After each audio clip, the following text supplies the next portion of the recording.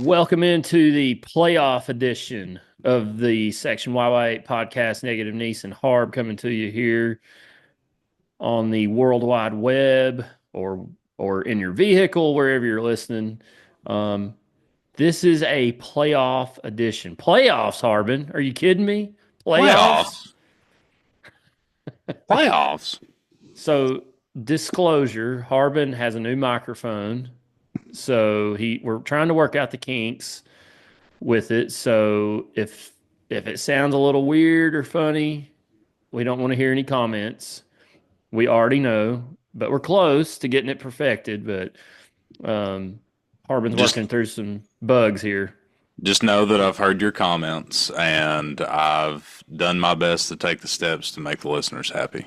Listener of the show, Adam Osment, was a couple weeks ago when I was like, "What? Why didn't Harb have a microphone?" I said, "Well, he had one, but it didn't work three-quarters of the time." And so now you've got a new one. Yeah, and we'll see how it works. Tried to use it last week, but we'll chalk that up to being outside of state lines. So, Yeah, it doesn't work when you cross state lines apparently. So Tennessee Harbin in the playoffs. Um, we predicted it start of the season, although you took a different route to get there than I did. You took the correct route. Tennessee losing to Arkansas and Georgia. I picked Tennessee to lose to Alabama and Georgia, but nonetheless, Tennessee has made their first ever, will be making their first ever appearance in the college football playoffs. And um, should have asked Gavin to be on. I know he probably wouldn't have, but I was just thinking this afternoon, he and I started this podcast back in 2020, right before the South Carolina game in that COVID season. Things went all to crap after that, with the Volunteers finishing 3-7, and there was a lot of downtimes in football, not necessarily the other sports, since we've been recording, but it's all led to this. Harbin, Tennessee in the playoffs for the first time ever. How did you feel this afternoon when it was officially announced that the Volunteers were in? I felt really good, obviously. Get a chance to compete for a national title. But I still can't get the taste out of my mouth that they put Ohio State ahead of us. So unfortunately, just the way that my brain works, and I'm sure that a decent amount of the people that are listening to this right now feel the same. We knew where we were going, 95%. There was a small chance that we were going to be headed to Happy Valley, but 95% we knew that we weren't getting the home game, unfortunately, and we are heading to Columbus. But can't be upset about it. You have a chance to play for a national championship. We think that we're better than Ohio State.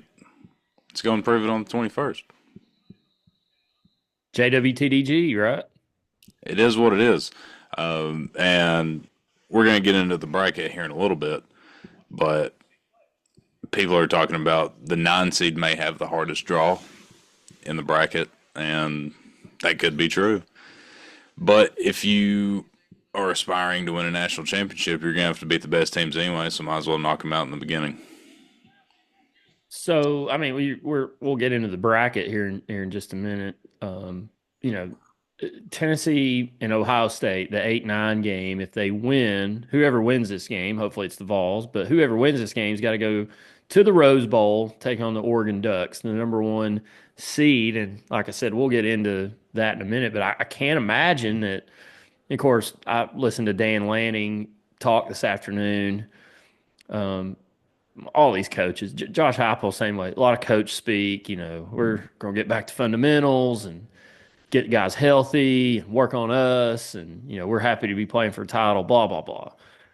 But I can't imagine Dan Lanning was super thrilled to see his team sitting there waiting on either one of these two teams. I don't know. I don't want to say they're necessarily afraid of Tennessee and or Ohio State, but you look at some of the other games that are going on in this tournament and or playoff, and there's some teams that are getting a little bit easier road than the Oregon Ducks. like I said, we'll get into the bracket here shortly, but I, but I'm looking at it from our vantage point. If Tennessee does go up to Columbus and win, which we'll talk about here shortly, and over the next couple weeks, but if Tennessee does go up there to Columbus, Ohio, and win, they're going to be facing the number one team in the country. I haven't really watched them at all much this year, or been able to watch them all this year. I watched them last night, and they came out. I mean, they looked good first half. Penn State battled back, kept it close, but man, Oregon's going to be tough.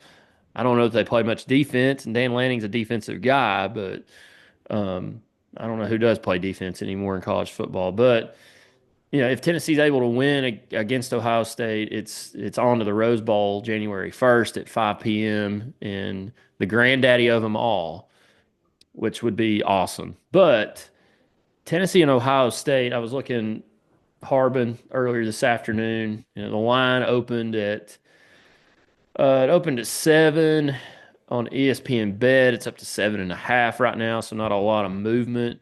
I saw some other sites where it opened at 7. It's dropped down to 6.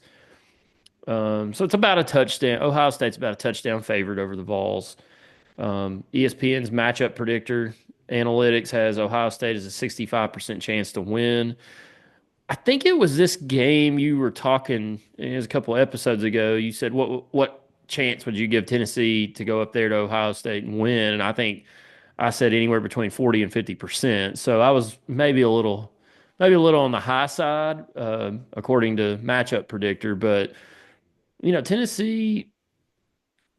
Walker texted me yesterday, and he was like, "Man, I wish Tennessee was playing today. I think we would have done well and got to show off, who we are and everything." I was like, "I'm kind of glad we're not because Tennessee's beat up right now, and they need some time off. A lot of football teams are beat up right now. It's that time of the year, but I'm going to be interested to see what Tennessee is going to be like having 3 weeks off. They're going to be healthy. They're going to play.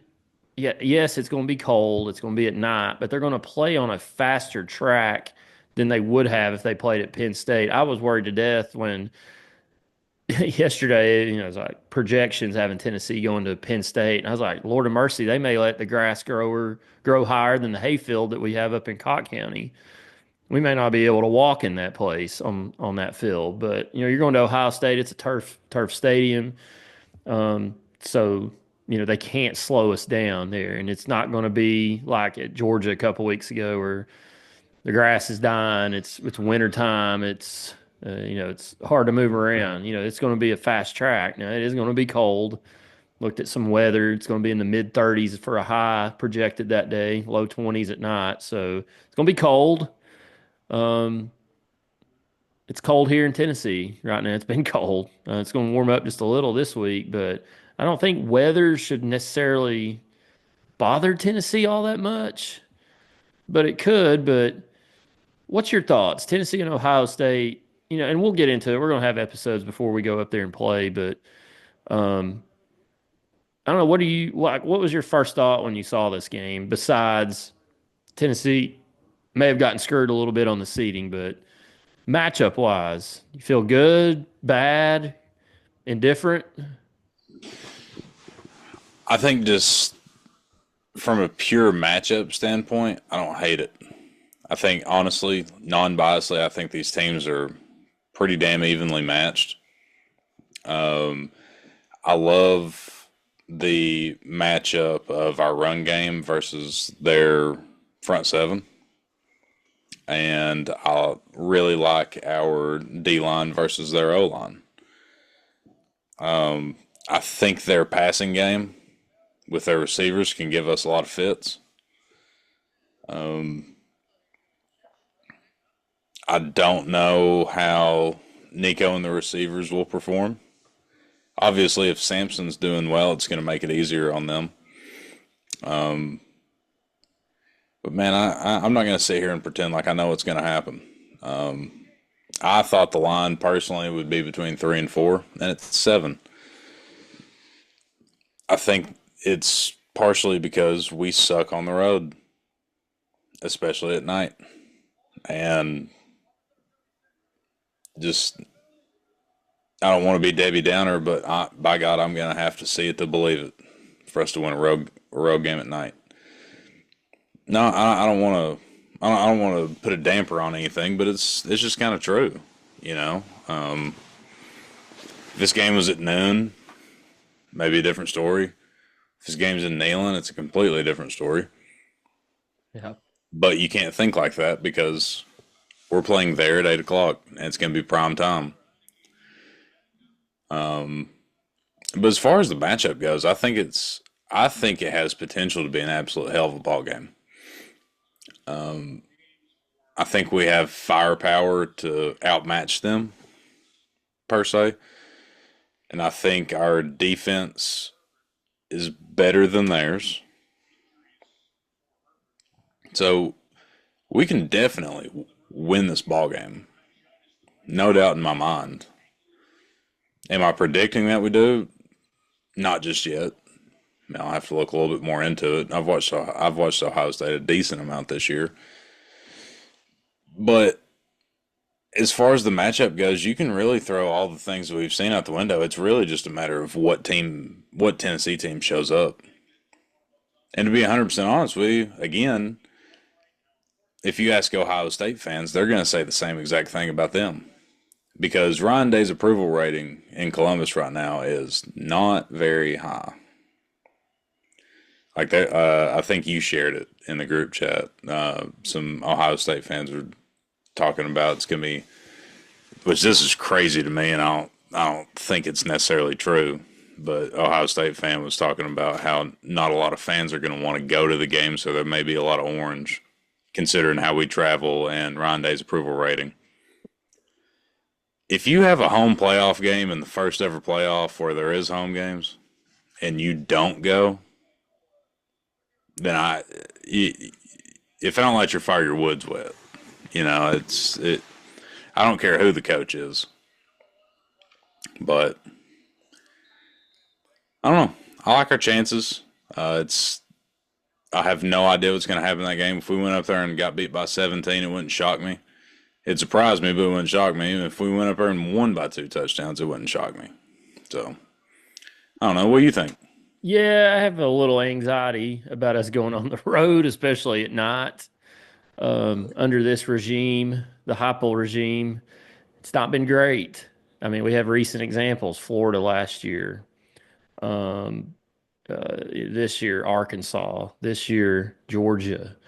Um, and we had chances to win all three of those football games, especially the Georgia and Arkansas game. A lot of people like to say, well, Georgia dominated Tennessee because they outscored us 31-7. That is true. But Tennessee was within one score of the Bulldogs with what, 8 minutes to go in the game? That's not domination, to me. So, yeah, were we going to win that game? No, but I mean, we I, were I, up. We were up 10-0, Nice. yeah, I know. But what I'm saying is they still had an opportunity, and that's not always been the case on the road under Josh Heupel and his staff here.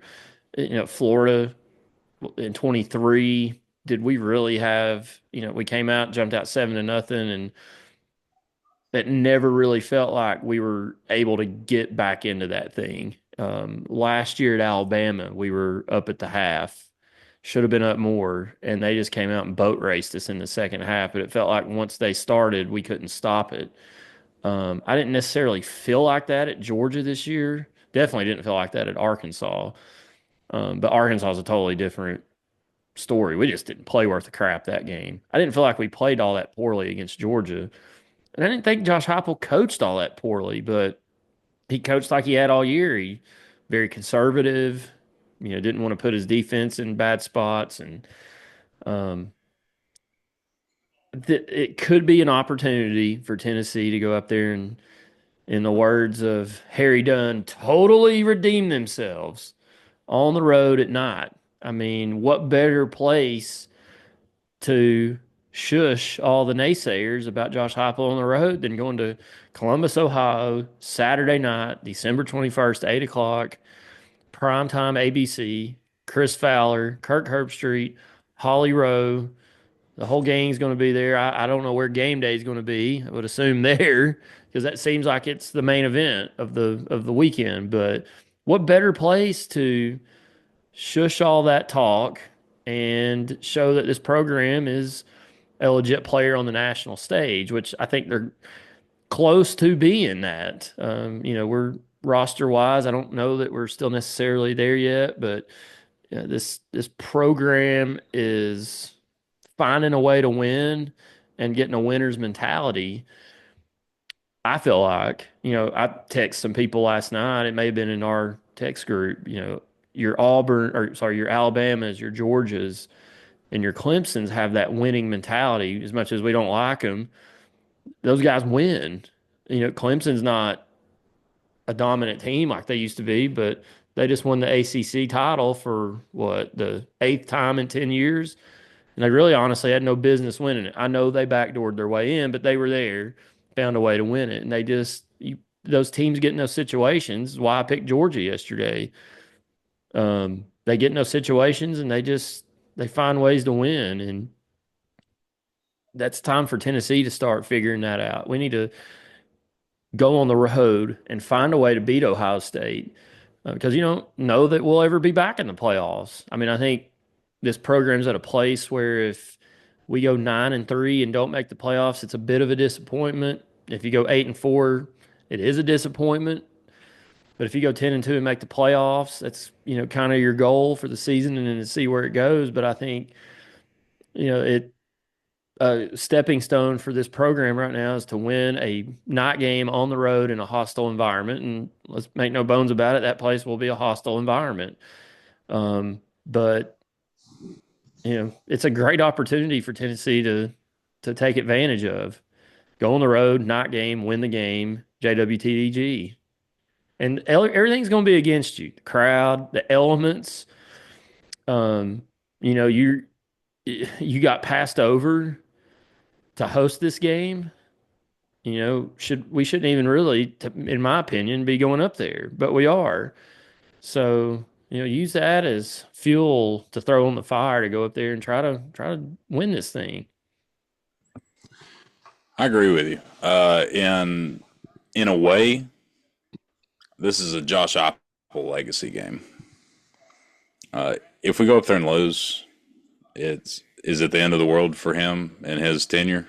No, absolutely not. But if he wins this game, he can really put a pin in the balloon of the one big critique he has against him at Tennessee, or especially with Tennessee fans. Like we've said, night game, road, big game, prove that you belong. And especially if Nico can play well, it's definitely a legacy game for him. And building on that, I mean, this is a huge opportunity for the University of Tennessee's football program. And I think they all know that.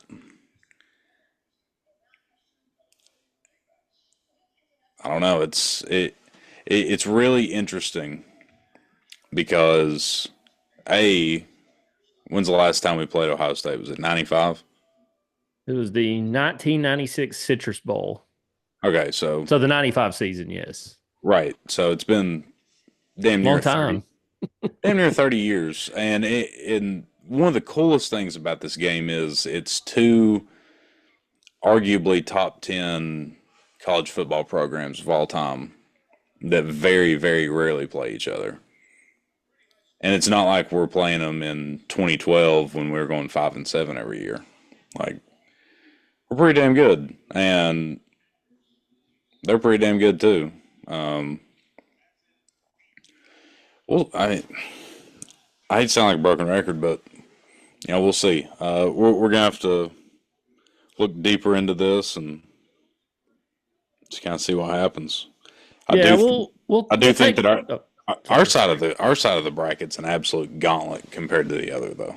Yeah, let's get into the bracket because we'll save like breaking down the game, Tennessee versus Ohio State for next week. But I did a little research on my end this afternoon, but not enough to uh, to make a show about, But just let's look at the bracket real quick, and we'll break down the game or kind of look at the games, and we'll break them down next week. But on Tennessee's side of the bracket, up above us, you've got number 5 Texas hosting ACC ACC champ Clemson. That's on Saturday the 21st at 4 o'clock.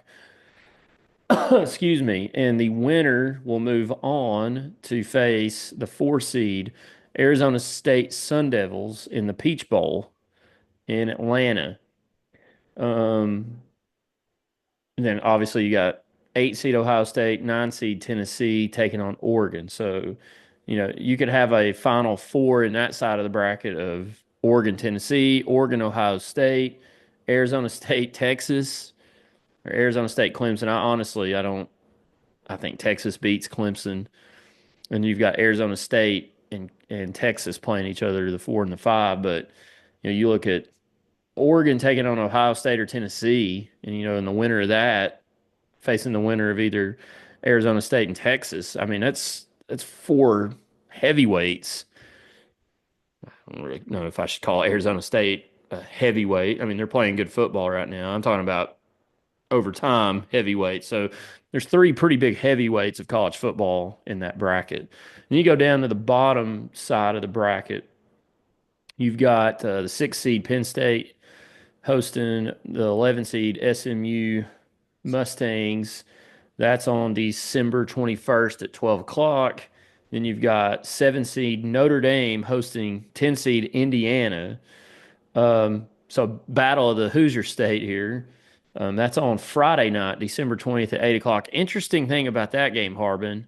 I don't know if you guys saw this afternoon or anybody listening saw this. This will be the first game at Notre Dame Stadium that has not been broadcast on NBC since 1990 because it's on ABC. First game in over 44 years that's not been on NBC at Notre Dame Stadium. 34. 34. Carter math. But yes, and then you've got that's kind of crazy to me. But then you've got the winner of that game, the Indiana Notre Dame game, will go to the Sugar Bowl in New Orleans to take on Georgia.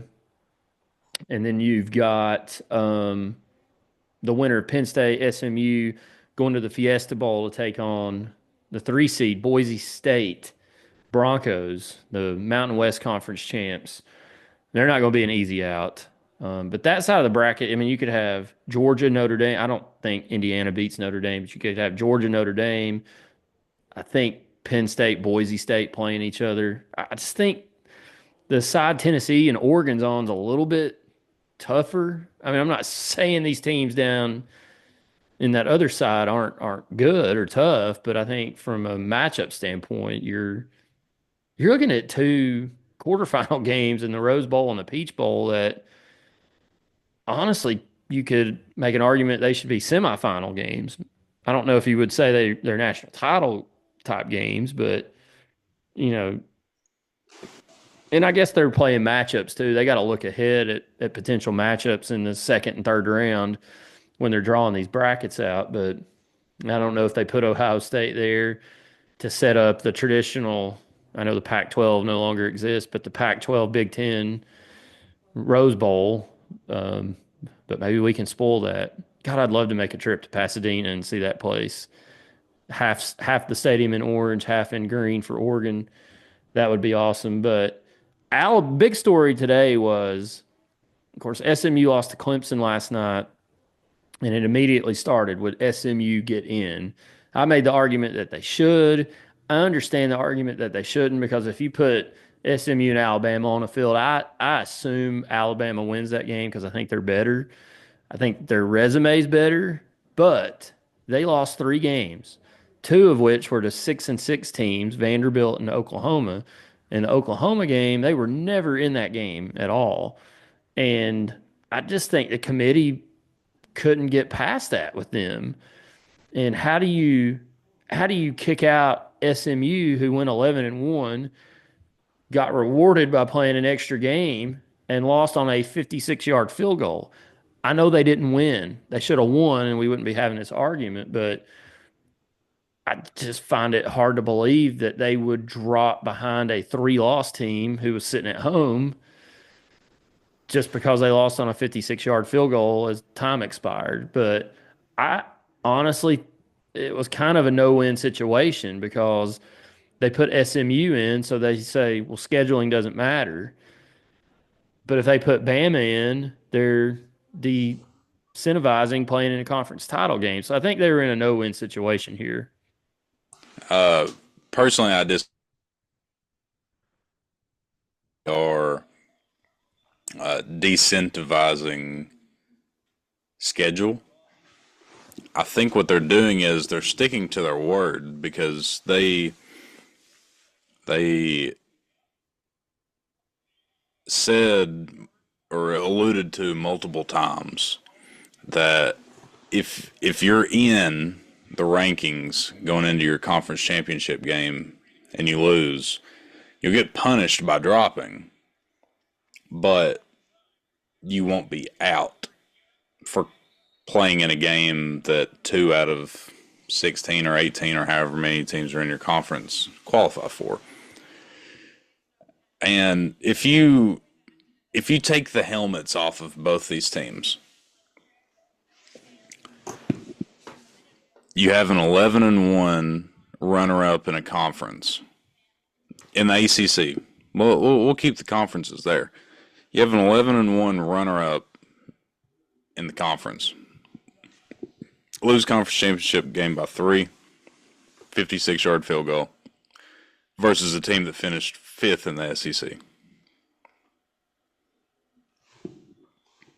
And one has 2 losses. One came after the regular season. The other one had 3 regular season losses. It's cut and dry if you take the helmets off of it. That's the way I look at it. And going into the selection show, I really thought that they were going to screw SMU and put Alabama in. I really did. But I think they did the right thing. And that's not just me being a Bama hater, which obviously I was elated that they wasn't in because I do hate Alabama. But I think they got it right.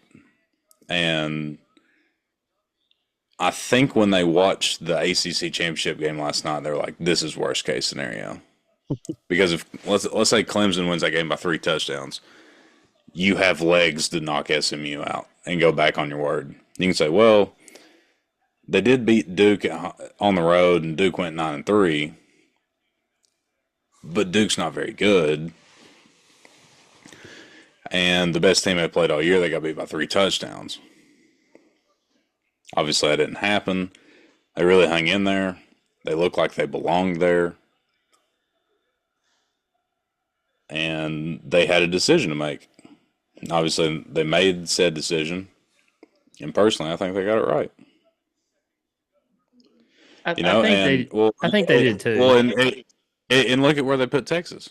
They gave Texas the best seed outside of conference champions for losing, even though they lost the same team twice, the best team they played all year. They lost in overtime in the conference championship game, and they only fell from 2 to 5 in the ranking or in the seeding. And same thing with Penn State. We thought if Penn State got beat pretty bad, they would drop below us. And at one point in the first half, that game was 28-10, I believe. Mm-hmm. Yep. And I was like, Dan Lanning, keep your foot on the gas. Obviously, it didn't happen. I'll give Penn State and James Franklin a lot of credit. They fought back. They scored 2 before the half, made it 28-24 at halftime, and ended up being a 1-touchdown game. They scored to make it a 1-touchdown game, but either way, they hung in there, and they only dropped from 3 to 6, or I don't know what the actual seeding was. I guess 3 to 5 maybe. Okay. But the committee, I will give the committee credit. They stuck to their word on conference championship games. And outside of the Big 12 championship game, there wasn't a blowout. And the Big 12 championship game, it didn't matter if it's a blowout or not. The winner was getting in. and the loser was obviously out. But I think they did the right thing. As a homer, the only thing I disagree with is Ohio State being ahead of Tennessee. And I don't know if you noticed this. I noticed this morning in the AP poll. Yep. Last week in the AP and the coaches poll, Tennessee was ranked one spot ahead of Ohio State. Neither one of them played this weekend, obviously. In the AP poll this morning, Ohio State randomly gets ahead of Tennessee, which that part makes no sense to me. I guess they were just trying to line up correctly with the playoff polls. That way there would be less arguments. But I don't know how you can flip-flop two teams that didn't play. I also like that they moved in the AP poll, they moved Clemson one spot ahead of South Carolina. Like, why? Why? Like, just rate them 14th in the AP poll instead of 13th. And I know everybody's bracket's different and it's points based, but I just don't. I'm like, really, guys? Like, they literally just played 2 weeks ago and the other team won and you rated them ahead of them. South Carolina dropped a spot. They didn't play. There's a bunch of teams. Of course, there's going to be movement with, several teams playing, but why did Tennessee and Ohio State swap spots? Like, why didn't they just stay still? And who voted? My question is who are the haters and losers out there that voted for that? I'm sure they don't have ties to the Northeast or the Midwest at all. I'm sure you can take that to the bank. But yeah, I saw that this morning. It was about an hour or so before the ranking show or the playoff show started, or the selection show, whatever they call it. And it came across the wire that Ole Miss and Tennessee swapped spots in the AP poll. Did that really matter? Probably not, because we're not using the BCS anymore. It was just, it was a little odd to me. The only thing that I can think of that makes a little bit of sense is that those voters watched the Big Ten championship game and saw how Penn State fought and hung with Oregon, and obviously Ohio State split with both of those teams. But if you want to use that logic, why didn't they look at the SEC championship game to evaluate Tennessee? You know, obviously the game's in Atlanta, but it doesn't matter. Georgia beat the number 2 ranked team in the country with their backup quarterback from Raven County, Kentucky. I mean, Raven County, Georgia. Shout out Clayton. But if they did use that logic with Penn State and Oregon for Ohio State, I don't see how you can't use that logic with what Georgia did against Texas for Tennessee, or at least negate those two things. We're splitting hairs at this point because last week the committee told us that we weren't getting a home game anyway. Ohio State was ahead of us, and there was no chance of us jumping them. And looking back on it, realistically, there was really no chance of us moving at all, considering how they move the seeds according to conference championship games. But it is frustrating. It really is. There's been an example floating around the internet and amongst Tennessee fans back in October or September, whenever it was, when Tennessee beat Florida at home, who ended up having a decent season. We dropped 4 spots for winning. We won by 6 points as a 15-point favorite. I think we were. We won by Something 6 like points. that, yeah. Yeah, I mean, did we look good? No, but we won. Last week of the season, Ohio State is a 20.5-point favorite at home against Michigan, and they just lose straight up in regulation, and they only drop 4 points or 4 spots. Like, Yeah. how do you only drop 4 for losing to a what? Well, at the time it was a 6-win Michigan team who's just not very good. You do it at home, and obviously the biggest game of the season for Ohio State. that part is the one that just doesn't make any sense to me. And Yeah, yeah, you're right. that's the only frustration I have. But going 10-2 and being frustrated that we don't have a home game shows you how crazy this season was. Yeah. Because in August we talked about going 10-2 and asking if that was enough to even be in. So for that reason, I guess I'm counting my blessings. You know, we're in. We have a chance to beat everybody in front of us and get the immortality. And if we don't, still a good season. So My only gripe, well, maybe a couple, but one of my gripes about how they set this thing up, I get why they give buys to conference champions because they want to incentivize going and playing for a conference championship because I think they're afraid if they don't do that, then teams won't, they'll either opt out or they won't have those games anymore.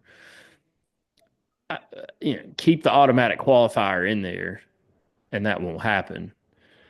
It could if teams are going to be in, even if they don't automatically qualify. But I don't like the buy part of it, the automatic advancement to the next round for some of these teams, because I mean, you look, the seedings for this thing are inaccurate.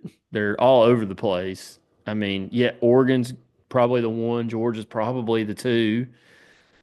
Um, But is Arizona State I know they're playing really well right now, but are they the 4 seed? Is Boise State really the number 3 team in the country?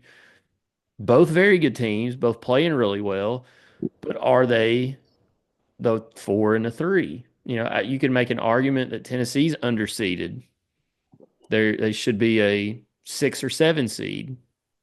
You can make an argument Notre Dame's underseeded, that they might should be higher. I don't think so personally.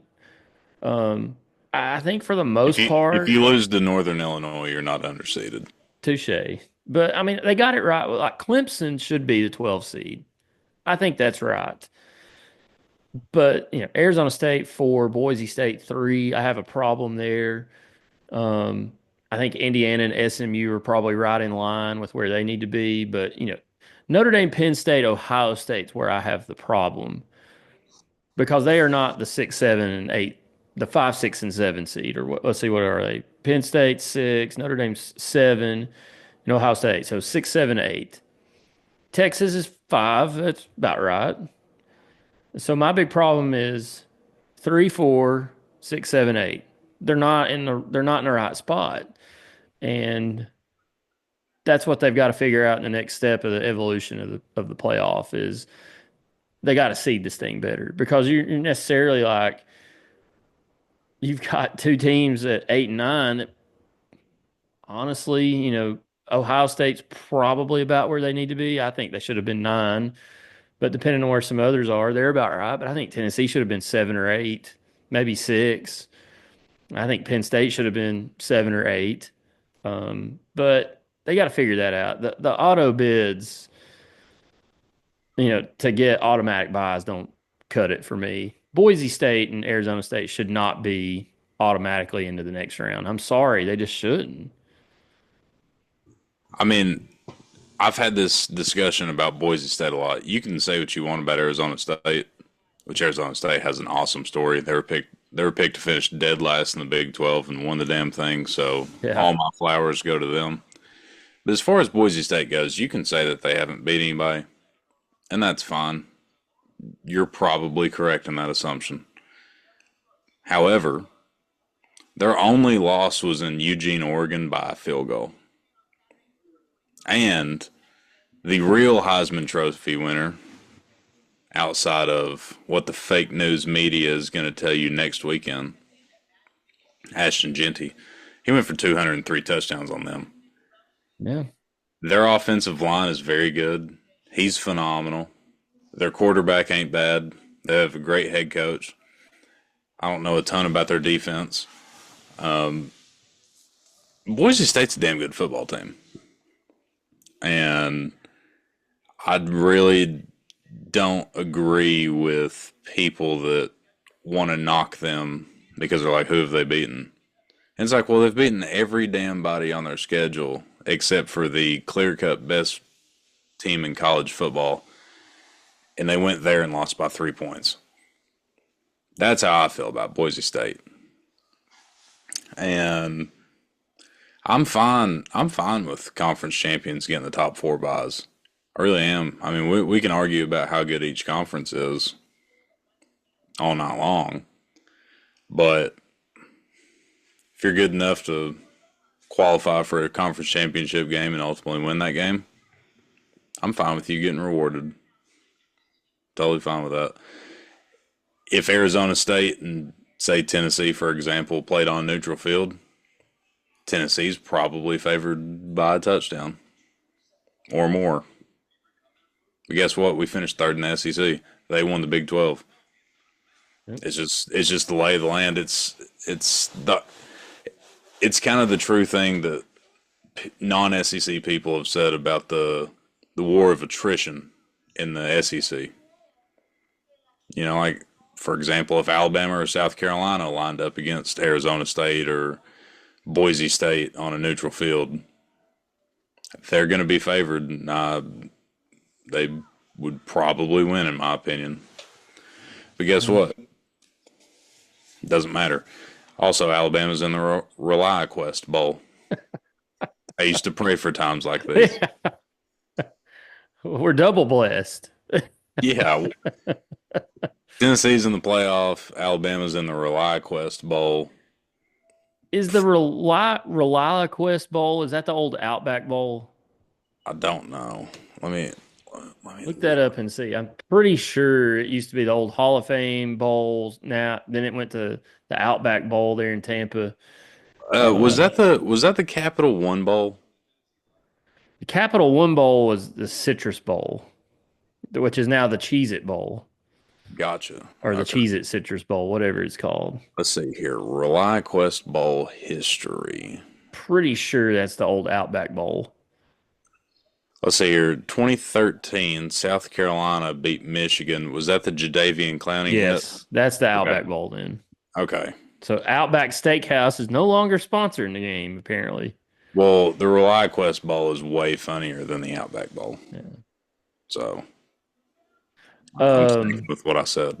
yeah, there. I think that's funny. Ole Miss is in the Gator Bowl there in Jacksonville. Um, it's going to be funny to see, does all their players play in both of these games? Are there opt outs? Out of the SEC teams that didn't make the playoffs, I think South Carolina is going to go into the bowl game the most fired up to prove that they're a good football team. They're playing Illinois, I think, in the Citrus Bowl, maybe, or whatever, the Cheez It Bowl now, whatever it's called. I don't know. I don't know. It's bowl. I like the bowls. I hope they never go away, but they're just, and we said it when they created these playoffs years ago, it's eventually going to lead to I wouldn't say demise of the bowl games, but it's lack of interest. I mean, you saw it when Tennessee played Iowa last year in Orlando. It was Orlando's a bowl game I've never been to, and a lot of other people we've talked to, like, man, one day I'd love to go to if Tennessee played in the Citrus Bowl, when we were down, like, man, if Tennessee played in the Citrus Bowl, we ought to go. I don't know anybody that had any inkling of a thought about going to Orlando to that game last year. One, we were playing Iowa, and two, it's just like, why go? Whether we win or lose, the game didn't mean anything. You got to see Nico play the whole game for the first time. That was cool, but other than that, it was a ninth win and another trophy to put somewhere. I don't know if they necessarily put it out in the middle for everybody to see, but um, I don't know that they'll expand the playoffs to 16 anytime soon, but they might at some point. I think they will, but it'd be a few years. But you're slowly going to see the demise of any interest, or no one cares about some of these games. By the way, you briefly mentioned expansion. I saw something on Twitter earlier today. That's one of the funniest things I've ever seen. And it says 4 teams in the playoff is not enough. 12 teams in the playoff is not enough. Here's a concept of what a 1,024 team playoff might look like this season. And it's literally every college football team in the country. Oh Lord. I think I saw Uh, one the other day and it was a 64 team field, like in the no, basketball tournament. no, this one's funny. So, like, I don't know if it'll. Oh I don't good know. Lord. So that's one of 4 screenshots right there. Jesus. Um, it Who had has time to do that? it had Tennessee playing Redemption in the first round, awaiting the winner of Northwestern out of Minnesota versus Saint Anselm. So is this like D3 and all the is that I like think it's every single college football team in the country, holy cow. which is so funny to me. I was kind of briefly scrolling through to see if I found Carson Newman. I haven't found them. Like trying to find a needle in a haystack. But it's really funny. Like they have. Let's see here. 1, 2, 3,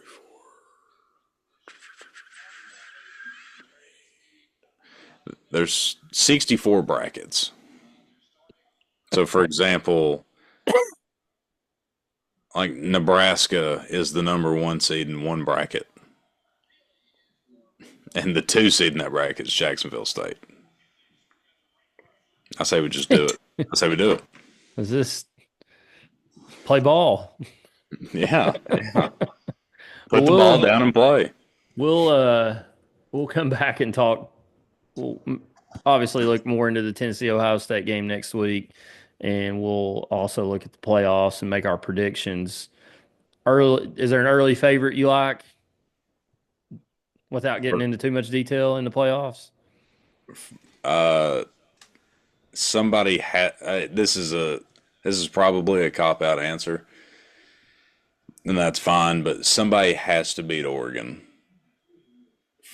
for me to believe it. In my opinion, they're the best team in the country.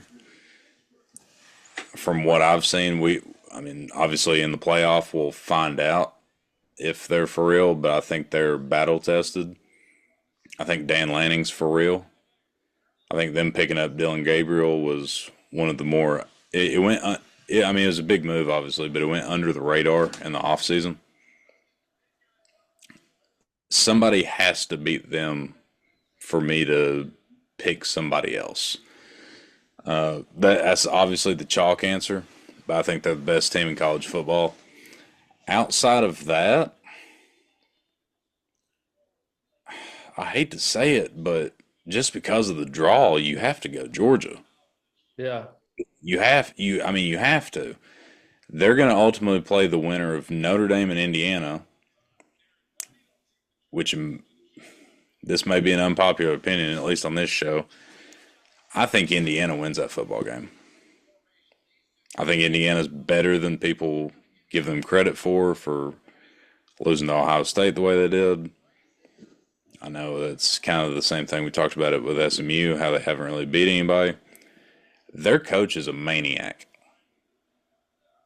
And they may not have the Jimmies and Joes, but they're scrappy. And I don't think any part of Notre Dame wants to see them. Because their fans are obviously going to travel that game because it's an in-state game. I think Indiana wins that game. I don't know if they have anything for Georgia. I don't think they get beat 49-3. I mean, they could, but I don't think that happens. But I do think Indiana beats Notre Dame. Anyway, the bracket is set up for Oregon and Georgia. That's how it's set up. Now, the winner of the Tennessee-Ohio State game can obviously give Oregon a lot of fits. Oregon's probably not thrilled that they get the winner of that game, especially with them playing Ohio State earlier in the season, and that game was pretty much an instant classic. Ohio State lost because Will Howard pulled a Dak Prescott and tried to slide with 1 second left. And the other underrated game is Texas Clemson to me. This is Clemson. Arguably, is the second best team Texas has played all year. If you think about it, Texas's best win is Arkansas or Vandy. Their only two losses are to Georgia. I think Clemson's better than both of those teams. That game is 100% one to keep an eye on. But don't count out Arizona State, man. I mean, everybody's counted them out all year, and they just keep winning. Yeah, you can't. They're So, going to be a tough out with Scatterboot at running back, man. They're not going to be easy. but I do think personally the winner of Oregon and either Tennessee or Ohio State makes it to the national championship game to play Georgia. I really do. Well, we'll see. We'll dive into it a little deeper next week. We'll go game by game, make our picks. Not for the whole tournament, but for the next round, and we'll talk more next week about Tennessee, Ohio State in the horseshoe there in Columbus. Uh, before we before we head out, Harbin, um, one more thing we need to talk about. I neglected this last week, and I'm ashamed of myself for not talking about this. But Tennessee basketball, men and women. I'm not gonna leave out the ladies. They're killing it. But let's start with the men. 8-0, just donkey punched Syracuse last Tuesday night. I was telling you before we recorded, but I went to the game with Burke, and we were walking back to the truck after the game, and I said, "Yeah, everybody left at the under eight timeout. You go back in a time machine 10, 15 years ago, Tennessee's playing Syracuse, and Tennessee fans are leaving with 8 minutes to go. You're probably saying, oh, Syracuse is blowing us out. Obviously, Syracuse is not the same program that they used to be. But I said to Burkhart, I was like, that game, Tennessee was so good, they were almost boring. They did everything so well. They were almost boring out there, which is a great thing. But they were efficient on the offensive end, except for shooting threes. They really struggled from 3-point range. But they did everything else. They rebounded the ball well. They killed it inside, shot free throws well, played outstanding defense.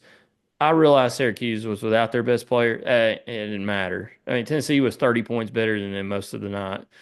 And they absolutely dominated the Syracuse Orangemen. Yes, I still call them the Orangemen. Um, 96-70, Thompson Bowling Arena last Tuesday night. It was never a contest. Syracuse kind of hung around there for a little bit, the first 8-10 minutes, and Tennessee just ended up just running away from them. But I mean, you look at Chaz Lanier. I looked at Burke one time. I said, "Man, he's got 20 points." I didn't even know it. And he's just so quiet. But he ended up with 24. He was 8 of 12 from the field. Or sorry, he was 8 of 16 from the field. Uh, I thought Jordan Gainey played really well. Jordan Gainey's coming into his own here. He could be a big piece for this team if he continues to play the way he is. But Gainey came off the bench, played 24 minutes, ended up with 12 points. Well, Um, let me ask you a question before you get to the next guy, because I know he's going to be the next one you say. Who's going to be White Boy of the Year for University of Tennessee Athletics? Is it going to be Cade Phillips? Is it going to be Will Brooks? Or could it be a guy on the baseball team? Like, well, I was going to go with Grant Hurst on the basketball team. Scored oh, 4 points. he sure did, and the crowd went wild. I didn't see it because we left, but no, Cade Phillips. I think I texted you all at one point. I was like, "Has this guy got springs in his shoes tonight?" That dude was flying all over the place, and I wish you could have seen it in person. It just looked like he had springs in his shoes, like he was jumping off a trampoline all night long. You couldn't see it as much on TV, but I mean, the dude was all. I mean, he plays like that, and we get contributions from him and Gainey off the bench. I mean, you're not getting anything from Dubar right now, really. He only played 7 minutes. Bishop Boswell got some time, who's somebody I would actually like to see get a little more time. But Tennessee basically played seven guys the other night. They played Phillips and Gainey. coming off the bench with Meshack, Lanier, Ziegler, Milicic, and Okpara. You had Ziegler with 14 points, Milicic with 11. I mentioned Lanier with 26, Meshack with 5, Okpara with 8.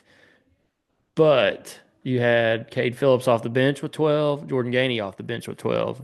I mean, you're basically, you could make an argument you could start those guys and not miss a beat. So if they continue to play like that, watch out. Well, I think and, since espe- we, and especially with Dubar,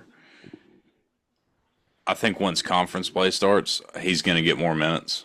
And because he missed some time at the beginning of the season, yeah, I don't know if it's confirmed or not. I've heard some rumors. I don't want to say anything if it's not true, but from what I've heard, family matters. I don't know if it's true or not.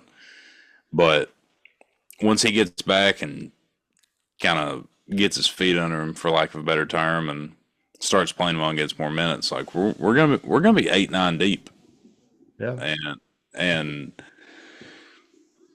I preach this more than just about anybody. Don't overreact to November and early December basketball, but this team has some crazy serious potential for sure. And I don't want to overreact to this either, but Okpara in his role seems to be a massive improvement over Jonas Ado. And I don't feel bad saying that because if you leave the University of Tennessee to go play for John Calipari, you're dead to me. yeah. Now, I think Okpara fits what Barnes wants out of a big man more than not well, that and Adu. I like that. Y'all have listened to this show and know I was a big advocate for Jonas Adu, but it seemed like if he didn't get going early, he checked out. And Okpara is not going to be like that. and it's not even that for me. I think with all the guys that we have on this roster, we don't need a big man that can go for 15 every night. We need a big man that's gonna defend the paint, defend the rim, block 3 out of 5 shots that come his way, get a battle for rebounds on offensive and defensive end, and clean up stuff inside the blocks. We don't really need that guy that can space the floor and just go into hiding when he plays somebody that's 20 pounds heavier than him.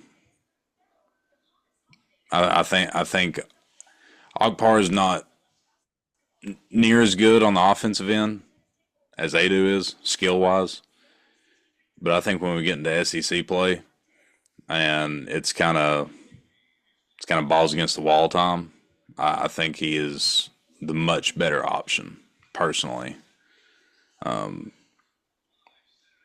He's strong. It's good. I like him. Yeah, I think he fits perfectly on this roster. And I hate that Estrella went down. And this might be a weird thing to say, but it could be the best thing to ever happen to Cade Phillips. I'm sure they're really good friends and they push each other in practice every day and they make each other better. But I mean, obviously, if somebody goes down, it's next man up. And by God, I'll say so far, Cade Phillips was ready for that opportunity. So shout out to that Yeah. young. No, he took advantage of it fully, but Tennessee looks the part of one of the top 5 teams in the country. I'm not to the point yet where I want to announce that they're a contender for Final Four, SEC championship Final Four, um, or even winning the whole dang thing. But watching these games so far this year, I think Tennessee, Auburn, Alabama are the top 3 teams in the conference. I'd put Kentucky right there behind them, but they're right in the mix too. But I think those 4 are SEC is going to be tough. I'm not saying they're going to run away with it, but I think those are the 4 best teams. This conference is going to be a gauntlet though this year. Well, I saw your face. For those listening, Harbin's eyes got really big and he's looking at something on his phone. We have breaking news apparently. Breaking news. Tennessee's now hosting. This is not Mm, University of Tennessee related, but it dang. was News enough to make my eyeballs grow larger. Going to Major League Baseball. Ooh, I see it. Has agreed to a deal with the Mets that is 15 years. And I don't think y'all are ready for this. $765 million. Largest deal, 51 million a year. largest deal in MLB history. There's no way that that goes poorly, right? What do you think Frank the Tank thinks? Think he's fired up? Will they defer like the Dodgers? Man, that is a lot of money over a long, long period of time. Bobby Bonilla Day is going to turn into Juan Soto Day when our 15, grandkids are our age. 15 years? Does that dude have 15 years left? I mean, he's been playing for 6 or 7 already, hasn't he? Yeah, I mean he started when he was probably 18 or 19 with the Nationals. Man, Let's I just don't. let's look up how old he is right now.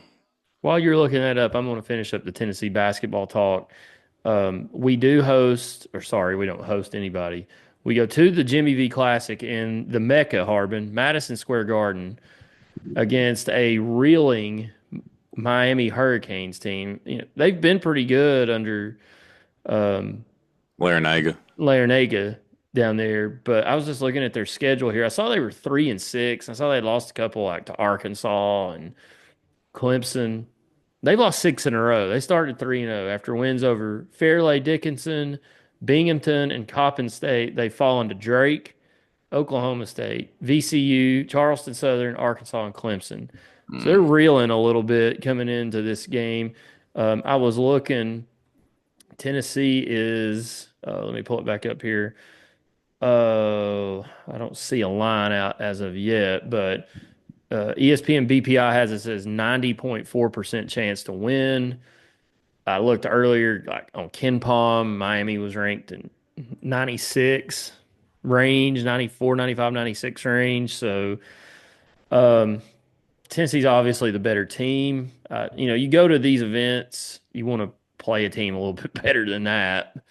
That is one thing that I'm still up in, and one reason I haven't. I think Tennessee's really good. I think they have the potential to be really good. Their schedule to me early on's not been as heavy as it was last year. Last year we played Purdue pretty early on. This year we've played Baylor, very good basketball team. Won a national title a few years ago. Baylor's pretty good, but we had Virginia on the schedule, and they've kind of fallen off the map with their coaching issues. And Miami's not as good this year.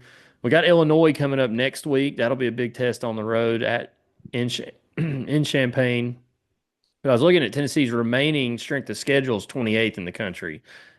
Remaining strength of schedule, I'm not worried about that. Tennessee's going to get plenty of good competition, plenty of good chances for quality wins as the season goes on. But early on, the schedule's not been as daunting. I mean, look at the ACC, though. A lot of people said, why'd we draw Syracuse?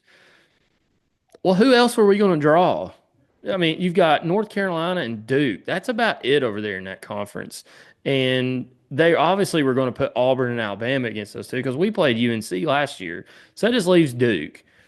And I knew all along they were going to put Auburn with Duke because Auburn's supposed to be really good this year, and they are. And Duke's top 10, top 15 team. So um, who do we Duke play? Wake Duke is good. Forest. Duke's Duke is good. Duke is very good. They're good. And I mean, who are we going to play? Wake Forest. I mean, they're mid. Syracuse is below mid. But that doesn't leave anybody up. We're already playing Miami and Jimmy V. So, Is Florida it's, State any good? I don't know. I don't think the ACC is very good at all in anything. You can look it up and see, but I mean, it's By the way, the SEC went 14-2 in that challenge, and the only two losses were Kentucky and Auburn. That put a smile on my face. Florida State's off to a 7-3 start. I don't know who they've lost to, but Well, they they're lost to an not. SEC team. I mean, Florida State, they've lost to NC State and LSU. They have wins over Western Carolina, UMass, Temple, Hofstra, John Tarleton State, and Rice and Northern Kentucky. They lost to Florida, LSU, and NC State. So, um, yeah, I don't know.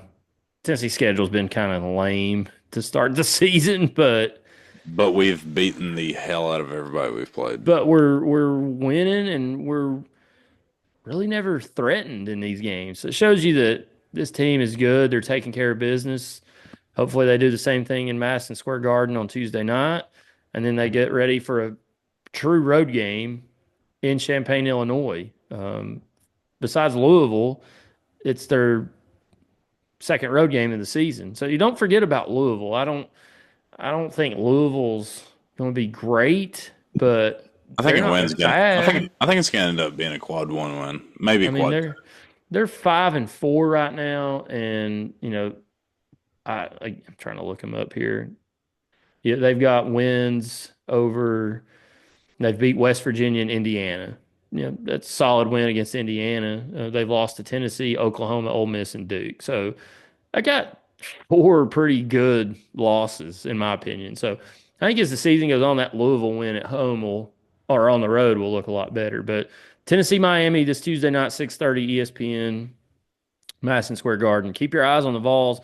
Lady Vols very quickly went on up to Madison Square Garden and beat Caitlin Clarkless, but still ranked Iowa Hawkeyes on Saturday night. A lot of people probably didn't know the game was on because of all the football, but they won. I would expect to see them ranked when the polls come out this week. They're still undefeated. I don't have their schedule in front of me, but Kim Caldwell's got those ladies playing at higher level than they have the last few years. And she's pregnant. I mean, double tough. So shout out to her. Well, I mean, we essentially have the power of two head coaches right now, so we should be undefeated. But going back to the men real quick, Tennessee's going to be ranked number one in the country this week, which is phenomenal. So we're going to have the number one ranked basketball team, a playoff football team, and the reigning, defending, undisputed national champions in baseball with an undefeated women's basketball team and a perennial top 10 softball team. We have the best athletic department in the country right now. And a volleyball team that goes to the tournament every year. Yeah, and the men's golf team who's ranked top 10, yeah. 15 every and year. Tennis. Yeah. We're getting slightly off topic now. No disrespect to the tennis team. But what I was saying was Tennessee's going to be ranked number one. When we inevitably lose a game, yes, we're going to lose a game this year. Don't freak out because ESPN and every other thing that you see on your phone or your TV is going to be like, down goes number one. Oh, my God, I can't believe it. We're going to lose, and it's going to be good for us. Like, I think our average margin of victory this year is 28 so far, which is honestly crazy. That's crazy. We're going to lose a few games, and when we do, don't overreact. We have a very good basketball team. And I'm sure closer to time before New Year's, we're going to look into conference play. Conference play is going to be an absolute gauntlet this year in the SEC. The SEC is arguably the best basketball conference in the country this year. It's them and the Big 12 probably. The ACC's top heavy. They've got two or three good teams. Not 100% sure about Big 10. Yeah, I don't know. I hadn't looked into them. But anyway, like if Tennessee makes it out of conference play with 4 losses, it's a damn good year. Yeah. Because it's going to be tough. You play Kentucky twice. I don't know who else we play twice. There's 3 teams that we play home and home with.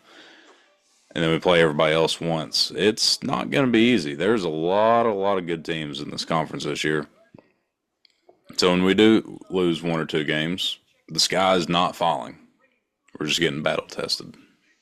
Yeah, I think you could see the SEC champ have 5 or 6 losses, to be honest. Good. I mean, it could be absolute chaos. yeah, Jimmy Dykes tweeted today. He said I could see 12 teams from the SEC make the big dance, which would be crazy, but that's how good this conference has gotten at basketball. I mean, it's not going to be easy, but yeah, keep your eye on Tennessee to in the voting polls to move up to number one this week. Kansas lost twice. Auburn lost at Duke. They were ahead of us. I read the analytics sites a lot hard. They've been one or two for a couple weeks, and those like Ken Palm and Evan Maya.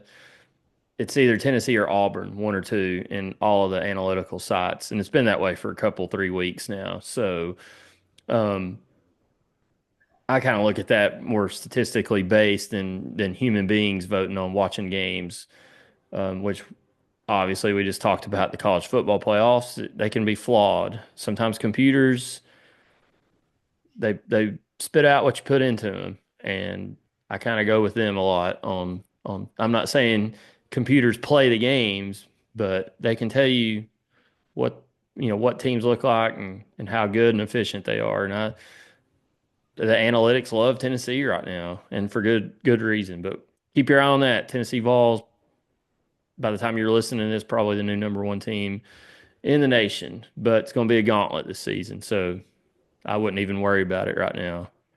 You got a hater and loser before we go hard? I I do. definitely have one. I do. I'm probably stealing yours, but that's fine. I got to find the exact tweet. Um, I love it that we don't share. Just full disclosure, Harbin and I do not share our haters and losers before we record. yeah, absolutely not. And 90% of the time, I do not have one before we record because for some reason I forget I about it. think about haters and losers every day, Harbin. Well, I think about them too, but I don't really necessarily think about the one that I'm going to out. But Okay. mine is Greg Byrne or Byron. Burn from Byrne. Alabama. Greg Byrne. It's Alabama's AD. He put out a tweet. I'm going to try to summarize it the best I can. Essentially, he put out a tweet today disappointed that Alabama did not make the playoff. He said disappointed with the outcome and felt we were one of the 12 best teams in the country. We had an extremely challenging schedule and recognized there were two games in particular that we did not perform as well as we should have. We lost three of them. He then goes on to say, we have said that we would need to see how strength of schedule would be evaluated by the playoff committee. With this outcome, we will need to assess how many Power Four non-conference games make sense in the future to put in the best position to participate in the college football playoff. That is not good for college football. Alabama's toughest non-conference game was against Wisconsin, who went 6-6. Were they 6-6 or 7-5? Who? Wisconsin. Uh, I believe they were 5-7. I think they got ball eligible.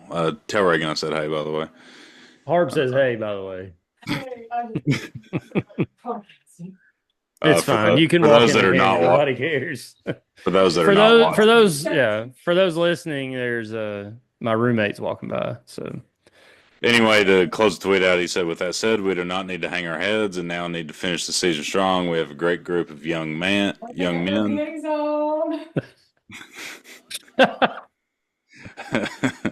who have led us with Coach DeBoer through the last year, and we look forward to our opportunity in the Roe Quest Bowl. There was a community note that got added to this tweet. The community note says all of Alabama's losses came in conference play. Alabama's non-conference schedule was one of the easiest in the country, playing two Group of Five schools, Western Kentucky and South Florida, one FCS school, Mercer, and one Power Four team, the 5-7 Wisconsin Badgers, who finished 12th in the Big Ten. So Alabama's AD was essentially saying, why should we schedule a tough non-conference schedule when they scheduled Western Kentucky, South Florida, Mercer, and Wisconsin? You, sir, are a hater and a loser. I'll tell you one thing. Maybe you should avoid a 6-6 Oklahoma team that beat you by 3 damn touchdowns, or maybe you should avoid a 6-6 Vanderbilt team that hung 40 on your ass with a Kmart version of Johnny Manziel, or maybe what was our other loss? Oh, us. Duh. Yeah, us. Maybe you should avoid ever coming to Knoxville again because I believe the tide has turned in that rivalry. Pun intended. HMD. So, You're a loser and an idiot. so that was one of my nominees, but my hater and loser of the week is Kirby Smart. So he's about on the same plane with Greg Byrne there at Alabama. But after the game last night with Southeastern Conference Commissioner Greg Sankey standing 5 feet to his left, says, quote, Greg Sankey and his guys put us on the road all week long, every week this year. We got some tired fellas or something. I'm paraphrasing. It's not an exact quote. That is not true at all. They played 8 games in the state of Georgia, 2 of them at Mercedes Benz, 6 in Sanford. And then they played at Ole Miss. They played at Texas. And then they played in Jacksonville, another neutral site game against Florida. What is he talking about? I'm gonna play devil's advocate here. I know what he's saying, but he can't say that. I'm gonna play devil's advocate. Tennessee played 8 games in the state of Tennessee. Yeah, but we're not complaining that No, I'm just saying. we also didn't leave the state for over a month either. Wait, actually, we played 9 games in the state of Tennessee. Vandy. Yeah, so North Carolina State was in Charlotte, and then Georgia and Arkansas. We played 9. We played 9 games in the state of Tennessee. Yeah, we did. So, I'm just playing But devil's advocate. I heard him say that last night. I was like, did he just really say that? Not only did he say that, but Greg Sankey, they zoomed in on him and he just had this stone cold look on his face. Like, did he just say that? Especially considering Kirby is now Greg's golden boy. Yeah. Because I mean, here's a thing that I had about that game. Did you really think that Texas was going to win the SEC championship in their first year, especially in Atlanta after getting beat by 2 touchdowns against Georgia earlier in the season? No. I'm not saying the fix was in, because in my opinion, for a lot of that game, it felt like neither team wanted to win. But let's just call a spade a spade. Texas was never going to win that football game. And in hindsight 2020, I don't know how I didn't bet on it. I didn't bet on a single conference championship game. Maybe the first time since I've started gambling that I didn't. But Texas being favored in that game was absolutely asinine to me. Yeah, I took Georgia, didn't even hesitate. Yeah, it felt like a no-brainer, but it was. I looked at it and it was one of those ones where it's like, this feels so obvious that it feels incorrect. And for the gamblers out there, you know exactly what I'm saying. Yeah. Well, it was I went 12-6 yesterday, which was we picked games and the over under. So that's how we did that. So had a pretty good weekend, 12-6. I was about to say I didn't know there was 18 football games yesterday. No, we bet on some D3 games. Yeah. D2, FCS. We're throwing them all in. I should have done that. Speaking of football, I'm obviously not a resident, but I've worked in the county for 5 years, or 6 technically. Shout out to the Sevier County Smoky Bears. Won the 5A state championship, undefeated. First state championship since 99, I believe. Which, you know who else won a championship in 99? Well, January of 99. The Vols. I don't know. I'm just following the signs here. Maybe. Um, you go 15-0, defeat Page, who was somebody told me at work they were averaging giving up like 2.4 points per game, and Severe Kane scored 27 on them. So shout out to them boys. I'm a Carter Hornet for sure. They're lucky that they got Carter early in the season. That's all I'm gonna say. I mean, if you'd got them boys in November, anything can happen. But 15-0, a lot of people that I've gotten to be friends with are very close to that program and got family members or family friends that played on that team. So shout out to them boys. Yeah, I saw the end of that game. And I haven't looked this up, but somebody tweeted that Page High School apparently is now the Buffalo Bills of the state of Tennessee. They must play in the state title game a lot and lose. So I'll have to look that up. But well, that's this Also, week. also Sevier County's quarterback by his senior year is probably going to get the handpick where he gets to play college football, He's good. which is crazy to say about somebody from East Tennessee. He's a sophomore, and he had 44 passing touchdowns and 1 interception on the season. Yeah. And he may or may not have his driver's license yet. I think you're a listener to the show, and shout out to Parker Profit, but I think that kid came from Gatlinburg Pittman. He may have, he may not. But I don't know. I don't care. But he already has an offer from Virginia Tech. Apparently, he's gotten interest from Ole Miss already. Kid's legit, and I've watched a few of the games that have been on TV. But if he keeps going at the progression that they're going, he's going to be very good. And a lot of the skill players that they have are all sophomores, so could be a dynasty brewing in the mountains. so yeah, maybe.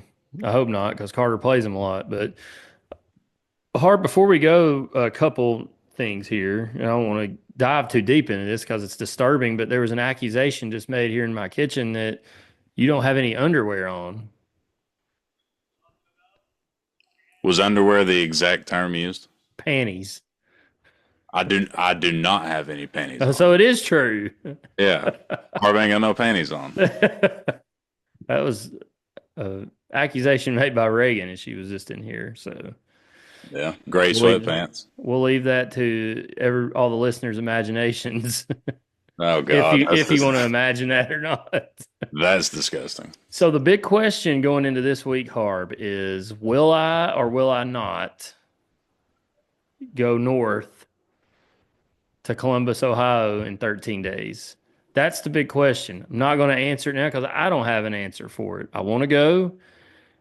I don't know if I can pull it off or not. This is a busy time of year for me, but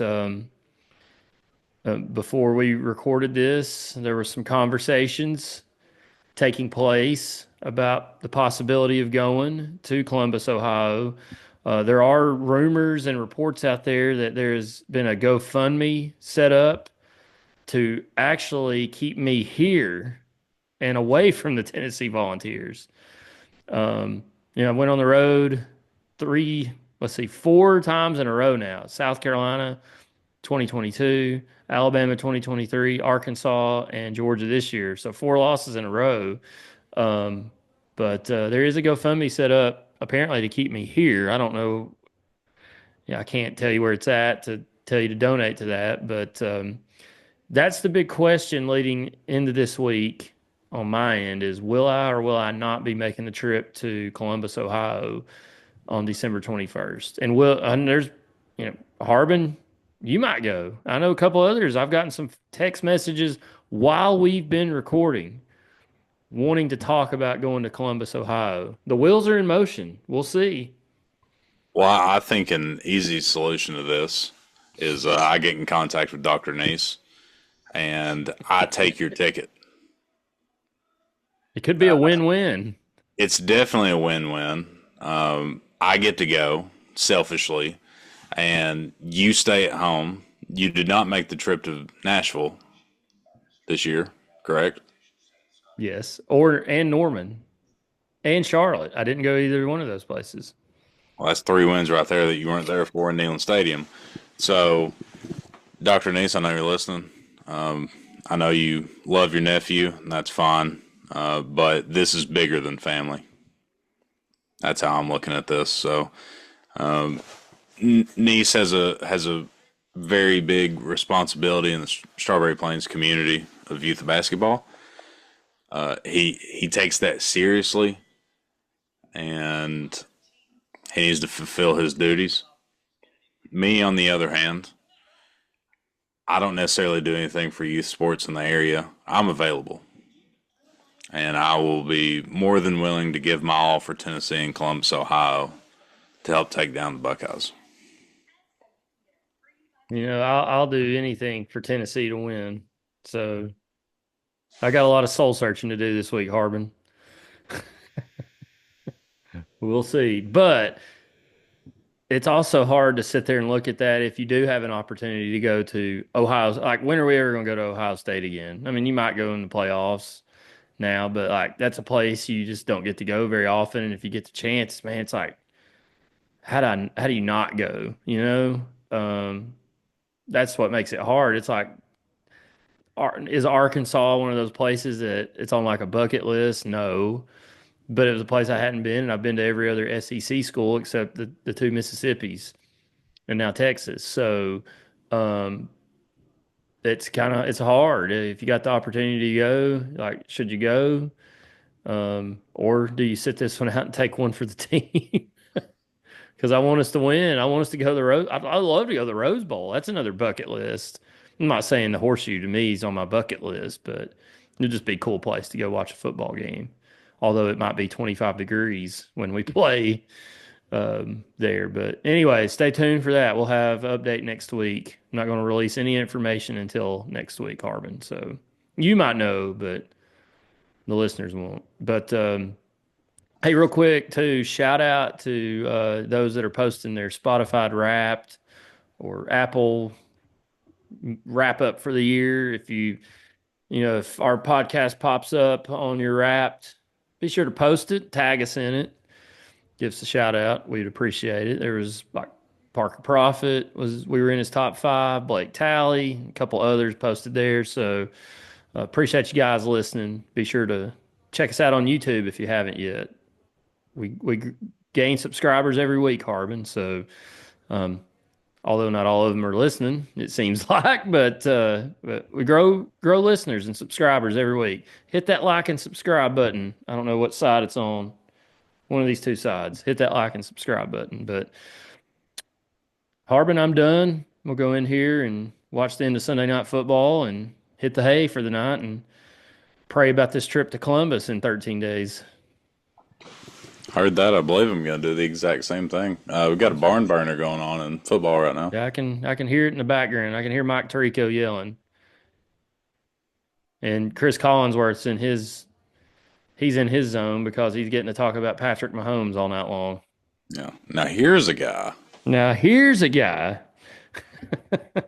right, guys. Appreciate you listening. The Vols are in the playoffs. We are competing for a national championship. Some haters and losers might say that we're not, but we're one of the 12 teams left that can. So we absolutely are. Prepare yourselves. Nothing else matters. Nothing else matters. Tennessee's in the playoffs. At Ohio State, we'll be back next week to break down the game, talk about how Tennessee can win or how Ohio State wins this game. And we'll look ahead at the playoffs, make our predictions for 2 weeks from now. So we'll be back next week. We'll have an update on Tennessee basketball. We'll let you know how they did against Miami. But for Harbin, I'm Negative Nease. We'll see you guys next week on Section YY8 podcast.